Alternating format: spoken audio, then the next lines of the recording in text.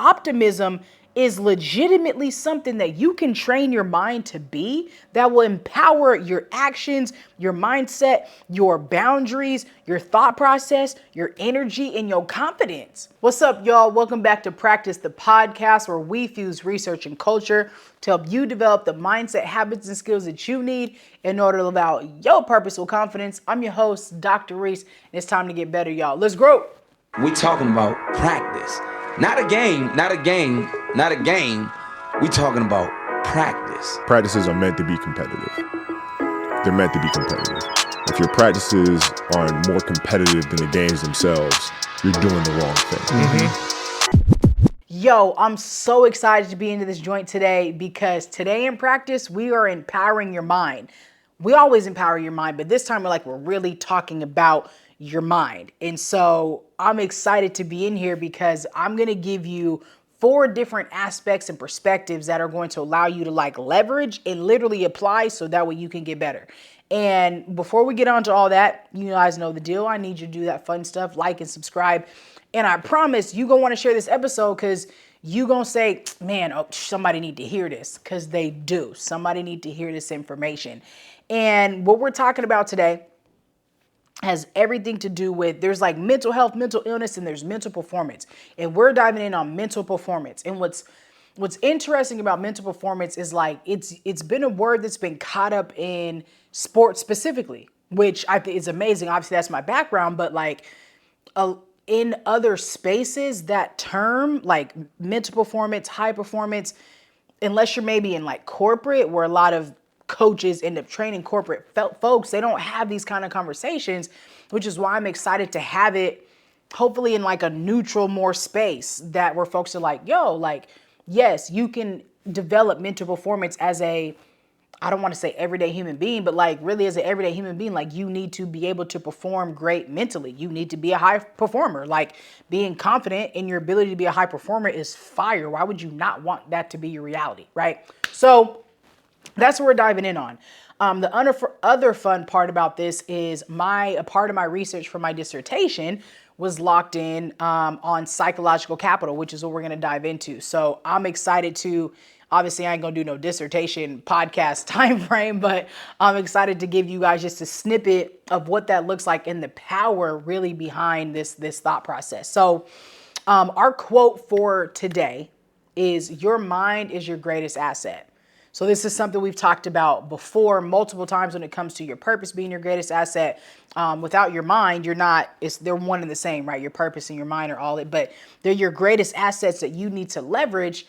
And if you're familiar with anything the body keeps the score and how our mind holds on to trauma, PTSD, and just all those different things, then you're aware of just the importance of taking care of your mind. And there's a lot of research that's going out nowadays of how to have a healthy mind and why sleep is important, and water, and how you eat, and sunlight, and ice baths, and all those different kinds of things are very, very important, and to each their own. Do what you got to do. I'm not taking no ice bath on a daily basis. That's just me. I'll do everything else. But this is also something, or 4 different areas that you can leverage and tap into in order for you to be a high performer in your everyday life, in every aspect of life, for you to have the confidence to have a powerful mental performance ability, right? So your mind is your greatest asset because it takes you everywhere it is you're trying to go. The fact that you can have confidence in knowing I'm going to have negative thoughts, but I'm confident to know that I'm not going to go down the trail they try to take me on. Fire, right? For the ability for you to be man, I'm already knowing that these feelings do this and what it's triggered by, but I have the power to know I'm not going to go down that road, and I don't have to go down that road, right? Because of what we're talking about. I know life is going to me sometimes, but I have the confidence in knowing that I'm going to get back up. That's what we're going to land this on today, okay? So psychological capital is an aspect we know, hopefully we know, you may not know, capital, right? Obviously there's the currency type of capital, but then there's other types of capital like human capital, social capital, aspirational capital, different types of currencies, human currencies that we can develop and use and utilize, hence asset, right? No pun intended. That's literally the makeup of the theory. And it's connected to helping us have a strong mental well-being. So there are 4 different aspects of psychological capital. There's hope, there's optimism, self-efficacy and confidence kind of go one and the same. And then there's resilience. And I'm going to break down all 4 of these and show ways that you can add these to your life, right? So to give us like a story reference or something for help us to kind of sit in it, I want you to think about the fact that you're still here. Like, that's where I want you to sit and think, is the fact that you're still here. And if you're even listening to this, definitely something, right? Not that you're just still here alive, but you're actively investing and growing and trying to become your best self. That is, I would say, a form of you accessing your psychological capital, because life hits, life can be rough. The world at large is going through it and it's scary. And if you focus too much on so many things, like, it's going to bring you down. As amazing and powerful as our brain is, it also is more apt to think about negative things, which I think is really interesting. And so we have to work harder to be able to focus on things that are beneficial, that are positive, that are constructive, right? That really add value. It's hard, but it's possible and doable, right? I think about my mom. I think about my dad. I've talked about this in past. I think about my grandma, just folks that I really admire who have been through some things, and yet they still stayed optimistic. They still stayed positive and still had hope. Like, my mom was one of the most hopeful, optimistic people I've ever known. And I think that's a blessing for me to witness that in person. And so, and I hope to be the same for others. And so because there's 4 different aspects, I don't want this to be too long of an episode. So let's dive in. All right. But that's what I want you to think about. I want you to think about, like, the fact that you're still here, why you're still here, in how you're trying to show up from here on out, right? At a whole nother level of, like, I do this, I'm bound to do this, I want to do this, and I'm going to do it here, I'm going to perform. But you need your mind to be able to do it all, right? So, hope. I heard a video by somebody. I watched a video by somebody. I don't remember who it was. It was a while ago. And the guy was just talking about, like, how hope is pointless and hope doesn't pay bills and all these different things. And he just was like, you don't need hope. You need something else. I don't remember what something else was. Because I was like, oh, man. Like, I agree. I can't go to the grocery store and be like, all right, I got a pocket full of hope. Is this going to pay for my food? Absolutely not. That's not what we're talking about. I get that. However, that's going to give me a feeling of, like, okay, cool. I can keep going on. Because hope ain't soft. And I think that's really what, like, I want to sit in right now. Like, hope is not a soft attribute to maintain. To stay hopeful, you know how hard somebody has to. It makes me think of the movie with Will Smith and his son. What's the life? Pursuit of Happiness. And you know how much hope Will had to have? Is he was just moving around and doing his thing. Like, he was angry, but he was still hopeful. You know what I'm saying? He and his son in the bathroom, and he had to be optimistic, and he had to stay geared in and in on it. And he's looking at his son. He's like, okay, I have to figure out, how do I make this up? Because all I have is hope. Oh, look at me. I'm getting emotional. It's so funny. I threaded when I was writing the information, the script and stuff for this, because I was like, God, like, yo, like, I'm really getting powered up emotional about this, because hope ain't soft, y'all. Like, it takes a whole lot of energy for you to remain hopeful in a hopeless appearing world. For you to know, you're like, man, I know I have a gift. I know I have a purpose. I know that there's a blessing in something in my life that I'm supposed to do, but yet every single thing around me in my environment in the world is telling me opposite. But the fact that you remain hopeful, dog, that joint right there is powerful. So anybody who wants to disrespect hope has got it twisted, because hope is not for the weak. Hope is not some flurry, fancy, oh yeah, la la la, nah. Hope is action. Hope is true. Hope is like, it's coming and it's here. Hope is faith. And none of those things are easy, especially when all you see is despair. But I promise you, a hope deferred makes a heart sick. And if you don't have hope, you're going to say, what's the point? And that's where people give up. And I need you to not give up. I need you to keep hope. And this is where in your mind, you have to develop such a strong mental fortitude that has a foundation of hope. It's not wishful. And I see there's an element of wish, but there's also an element of fact and belief that empowers our actions and say, I hope for this to happen, but I'm also going to act in my hope to make that joint come to fruition. There's a difference in being hopeful and being like, oh yeah, okay, cool. And resting and waiting. That's not what this is. Like this is action. Hope is action. That's the only way you're going to see that joint happen is with action. So I want you to live with hope, but hope with action. The other piece is like, if you don't have hope, you physically get sick and ill. Again, you have to fight for hope. And I say this, I'll say it in other ways, hope doesn't replace the work. And that's really the bottom line is hope don't replace work. You can't sit and hope without doing the work. And hope is work and vice versa. And I need that to be the essence of this and why, like, I'm so hopeful for my vision to come to fruition. But I also firmly believe if I don't put in the work, it's not going to matter. But I'm hopeful as they come. And so you have to hold on with hope because hope isn't passive, it's proactive. I'll say it again. Hope is not passive, it's proactive.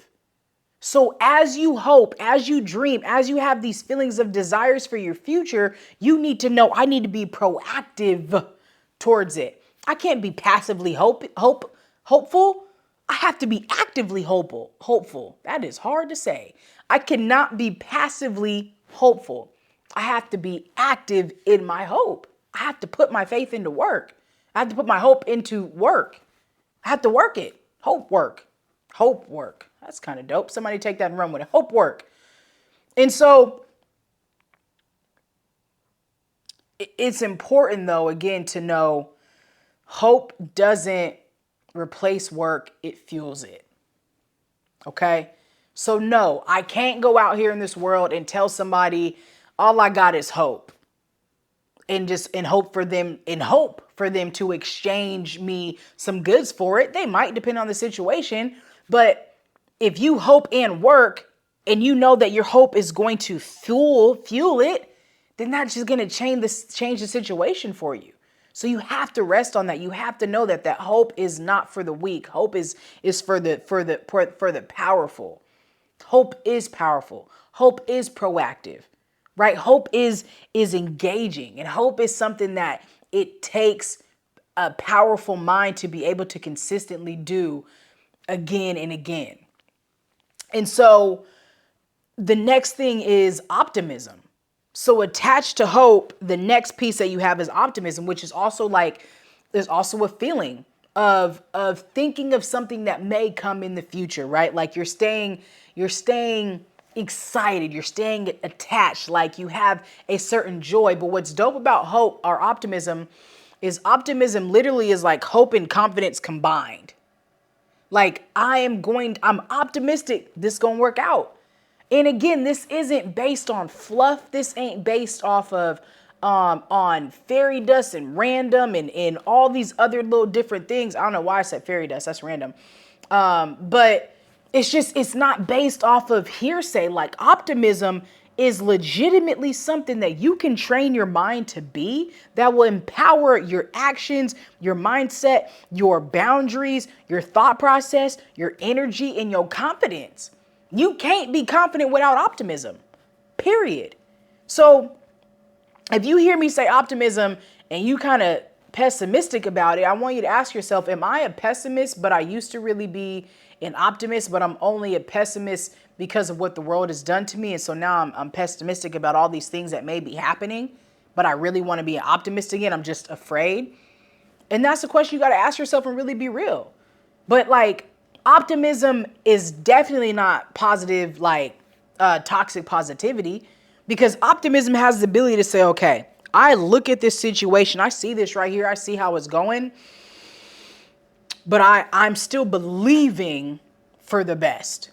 I'm still going to hope, and I have confidence that the best is still yet to come. And that's a part of optimism. Optimism is an energy that's cultivated inside of you because you first had hope. And then when you've done something before, you have the confidence that, oh yeah, this is going to work out again. If it's done before, it'll happen again. That's confidence and hope mixed together equals optimism. And what's so dope about optimism is it keeps you engaged through the storms.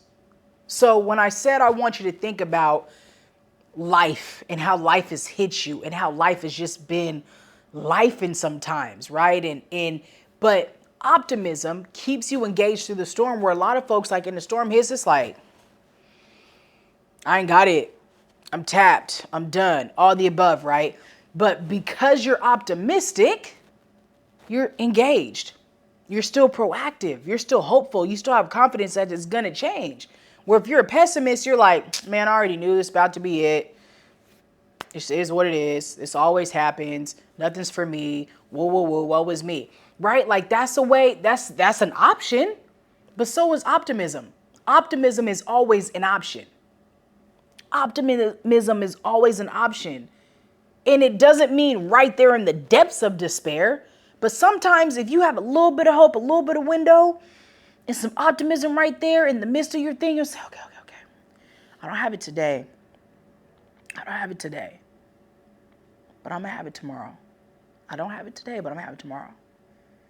I might not have it this week, but I'm going to have it next week. I believe. Because this isn't saying that you're not going to lose energy. This isn't saying that you don't need rest. This isn't saying that sometimes you need to take a step back. This isn't saying sometimes you don't make a mistake that really just puts you on the sideline. This isn't saying that you don't fail. This isn't saying any of those things. It's saying despite those things, I'm still going to believe. Despite those things, I'm still going to persevere. Despite those things, I'm still going to believe that, gosh darn it, I have a purpose and I was born to live that joint out. Regardless, that's what optimism says, despite being pessimistic. It's not woe is me. It's like, why not me? I have another situation I got to boss up on real quick. Okay, let's get it. That's what optimism says. That's what optimism does. And when you firmly believe that in your mind, you're like, dog, okay, cool. And this is why I talk about expanding your comfort zone. If optimism and hope don't sit in the middle of your comfort zone, what's the point? If optimism and hope do not sit in the middle of your comfort zone, what's the point? And I say that because for so many folks, they're not comfortable still being hopeful. They're not comfortable being optimistic because it's easier to be pessimistic. So now, if you're not comfortable enough being optimistic in the midst of a storm, don't get started. Just off tops. So the question is, are you a pessimist? Have you always been a pessimist? Do you think optimism looks cool, but you're afraid it looks corny? You don't know. You don't really have the strength and the power to do it. And ask yourself that question and really dive in and figure out why. Because optimism is what's going to keep you engaged. It's what's going to keep you on the trails. It's what's going to keep you looking forward to the future. Because optimism creates energy in your system, right? It gives you that energy that's also going to tap in with that hope, right? That's going to fuel your work ethic. That's going to fuel your mind. And when these neurons in your mind, they fire together and fire together and fire together and fire together, and they wire together and they wire together, and then you can't help but think. You can't help but think with hope and optimism at the forefront of all that you go through. And people are going to look at you and be like, what? But how? Partly, right, but God, but two, I've been putting in the mental work. But how? Because every single day I invest in my mind. How? Because every single day I invest in my gifts and they don't have no choice but to have a positive ROI. But how? Because every single day I do an awareness check itself on me and figure, okay, boom. How? Because I know this ain't no game. I'm not playing with my purpose. That's how. Number 3. Self-efficacy and confidence. These two, I'm going to talk more about self-efficacy than I do confidence, because obviously I'm always talking about confidence and this is a part of that. But self-efficacy is your belief in your ability, in your capacities to act in bringing your desires to fruition. To act in a way that aligns with meeting your goals. We say desires around here because goals is just one part, but like, do you believe that you have the ability to truly act in the way that your goals and desires require of you? Do you truly believe that?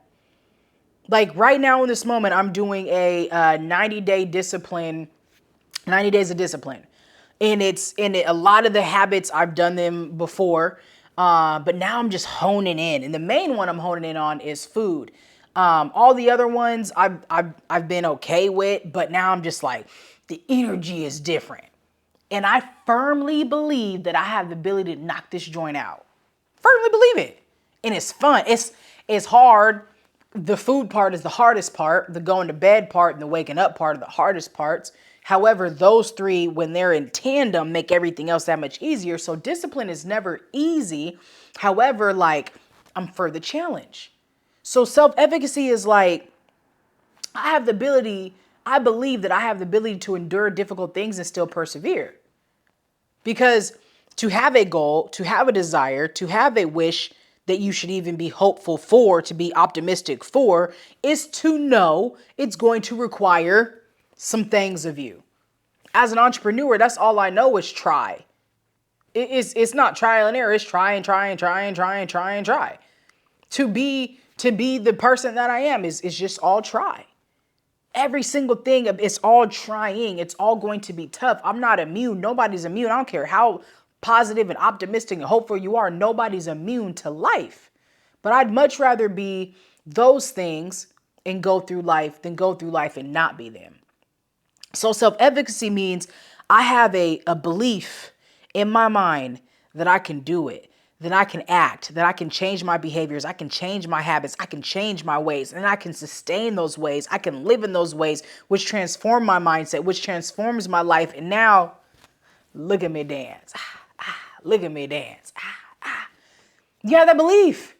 That's what it boils down to, is I believe that I can do all those things and physically be that person that I desire to be.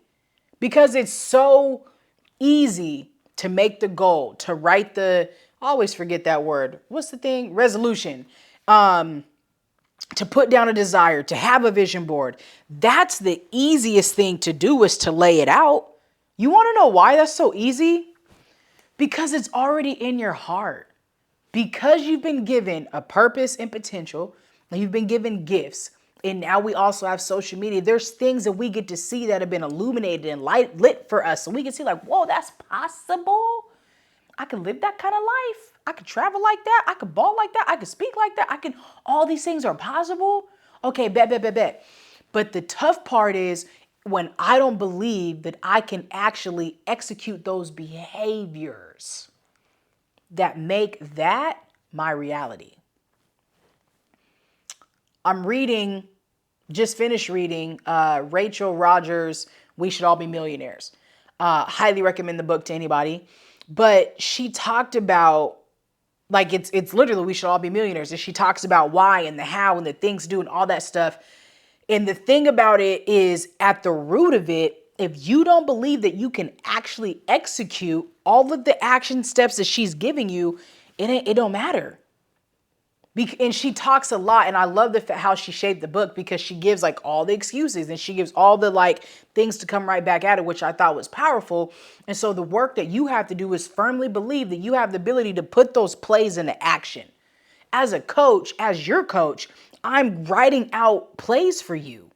All you have to do is act them out. But as a former basketball player, the other day, and I'm going to get to the story. The other day, my dad and I were talking, and he was talking about, like, he's like, man, I used to watch you practice and watch you run these plays, and I couldn't I used to be like, man, how she remember all those? How she do all that? And what's the reason why I laugh is because that's the thing. The coach can write up the play. The coach can show you on the board, can show you a video. But if you don't have the ability to go out on the floor and actually execute the play and run it the right way, and then run it at a quicker speed, and then maybe make a diversion so that way it makes the play a little bit better, and then put your own swag on it and then score off it, it don't matter how good the play is if you can't execute it. So I say all that to say is it don't matter how good your vision board is. It don't matter how cute your vision board is if you can execute it. And I'm pro vision board. I got 50 million of them. I'm here. I want to see it. My life. I love it. But if I can't put in the work to execute it, it's irrelevant. So this is why your belief in your ability to execute matters just as much as your ability to develop the vision board. They go hand in hand. They need to be in alignment. So once we got the vision laid, cool. Now we got to look right at the action. What actions am I taking to change my behaviors that align with the vision that I see? And what's dope about this is one of the actions or one of the tenets of self-efficacy is vicarious experience. It's one of my favorite ones. It's one of my favorite ones because I'm pro mentorship in role models. And having vicarious experience is essentially like seeing somebody else do something, kind of like I just said, seeing somebody else do something that I'm like, wow, because she did, he did, they did, I can. Like literally, it's like, you know, and people say, oh, you're living vicariously through your child, like that. So I'm not vicariously living through you. I'm getting vicarious experience and motivation and encouragement because you did. So this right here is why it's important to have mentors and role models. Not to be no copycat, but to have that thing in your mind that like when I see them do it, there's experiential knowledge, experiential capital that they're gaining and I'm gaining because I'm seeing it. And now I'm like, okay, bet I could run that play. So again, it's like being in practice. If you've ever seen any kind of practice of any sort, right? And then being on the sidelines and watching somebody do it. So as a basketball player, if you don't get the play, you need to step out of bounds and watch your team run it. You got it yet? No. No. Okay, so she goes here, goes there. She got the back screen there and then moving. They skip. It comes all the way around. And you got to see it. And God, this is good. You look, and you got to see the play ran. You have to see the play ran. If you don't get it, which most of the time you don't, like no great coach just writes a play, boom, go do it. You have to see it ran. You have to see how it's executed perfectly, beautifully to then be like, okay, cool. So you need mentors, you need role models, you need people in your life who have ran the plays that you want to run so that way you can go out there on your floor and you can run the play.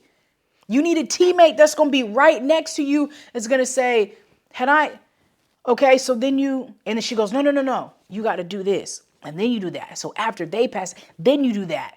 You need that in life. It's imperative that you have that in life because that builds up your ability and your belief that I too can execute this play and get a bucket. Sometimes you even have the ability to go out on the court and coaches are like, man, you still don't get it? Okay, cool.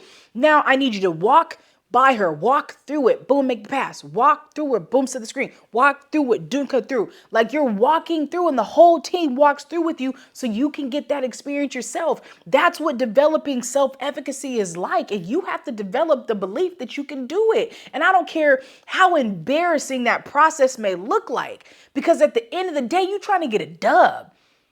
And if we as your coaches and mentors and teammates don't slow the process down, by the time the action comes up, you're not going to be able to play, baby.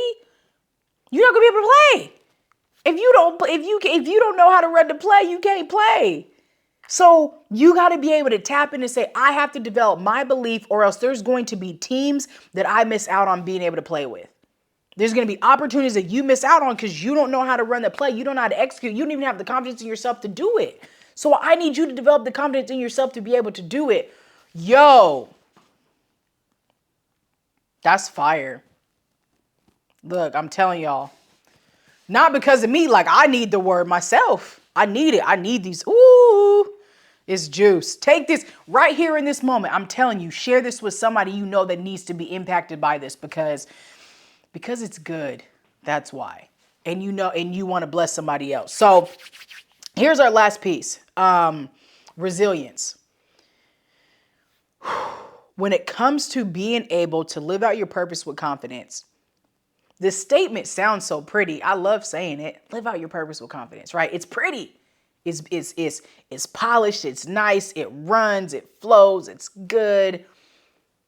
But the actions of it is hard. Staying on purpose, being confident is tough. And it takes hope and optimism. So confidence is attached to hope and optimism. It takes it. And to have a purpose means that you need to learn how to be resilient. And resilient essentially is your ability to continue after adversity. Resilient is your ability to continue after adversity. Because sometimes when you're going through adversity, you just trying to continue. I know what it's like when adversity hits you. Oh shoot! You just try to figure out, how do I continue? How do I walk? How do I breathe? How do I move? How do I put my pants on? How do I even eat? Because you're in it. So then after time doesn't heal all, but after some time, now I have the ability to, okay, how do I continue? And there's a such thing, we talk a lot about PTSD, post-traumatic stress disorder, but then there's also PTG, post-traumatic growth. And I believe it's attached to resilient, people's ability to be resilient and say, how did I grow from this traumatic situation? And I think that it's really important because as you're living life, if you don't have a resilient mindset, that is literally so like mental fortitude and mental toughness is about being resilient. Because it's not if but when life happens. And if I have the belief and ability to know that I can endure difficulties and I'm going to persevere and I'm going to continue on after adversity, then come on, adversity. I don't want no more. I'm not asking or looking for it. But when it comes, okay, I got it. You know what I'm saying? Like I could do it. But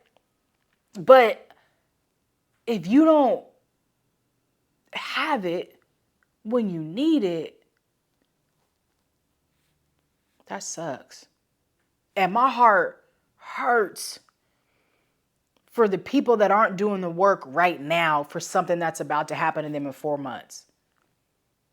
Non-prophecy, like I ain't talking about nobody specific, but something's gonna happen. I don't know what it is. But if whatever arises and you're not prepared mentally, that's tough. This is tough, but that's even tougher. Because we don't rise to the occasion, we fall to the level of our preparation. So if you're not preparing your mind to be mentally tough, if you're not preparing your mind to be resilient when adversity hits, it just makes it even worse. And this isn't about getting it right every time. It's about knowing that you have the ability to say, okay, I can start over again. And then you got it. It's about having confidence in your ability to resist giving up. And it's something that has to be prepared in the good times. So it's hope, optimism, and resilience. Right? It's preparing all of them. They're all one and the same because of how difficult life is, but there's also glory coming. It's almost like when folks say, don't get too comfortable. Oh, I never, and I get it. It's both sides. It's like being content, but I'm also content and comfortable, but I know that there's more on the horizon in both ways. And I know it's going to take work to get whatever it is. And I'm resilient enough to persevere to get it. So, man, y'all, this is some stuff. So here's 4 things that I got for you. Check your heart. Is it hopeful? Do you have a hopeful heart? Because again, if you don't have hope, your heart will be sick. And sick sometimes looks like a multitude of things, right? Like depression, increased anxiety, low energy, effort, not being able to sleep, overeating, undereating, like not working out, moving your body. So many different things can be a result of a hopeless heart. And I want you to be hopeful, as hopeful as you can. So check your heart. Is it hopeful? The second thing is, again, ask yourself that question. Am I really an optimist, but now I'm a pessimist because life has got me and I didn't have the resilience to stay an optimist where I really want to be, but you lost hope. Do your actions align with your desires? Look at your desires. Look at your goals. Look at your can't stand this word. Resolutions. I don't know why I always say it funny. Resolutions in your life, beliefs, and desires, and say, do my actions align with those things? And then the last one is really like, how resistant are you? Do you have the confidence in your ability to persevere through adversity? Answer these questions. To persevere, to face adversity and overcome it. Do you? I don't know. But I hope that this is a starting space that says, okay, I need to be able to check these areas in my life so that way I can be prepared for everything that comes. Because it's not even just real quick. It's not even just when bad things come. It's when good things come. Like you might get a glow up and it just change your whole everything. And now you're like, oh shoot, I got to move a little bit different. You know what I'm saying? Like, it's not just when bad things come, like adversity may come through winning and now you see life different because different things and then what they say, more money, more problems, like all this stuff may arise. Like, do you have the ability to navigate all that? So I don't know, but I hope that this blessed you as much as it blessed me. I hope that your heart is full. I hope that you share this with somebody.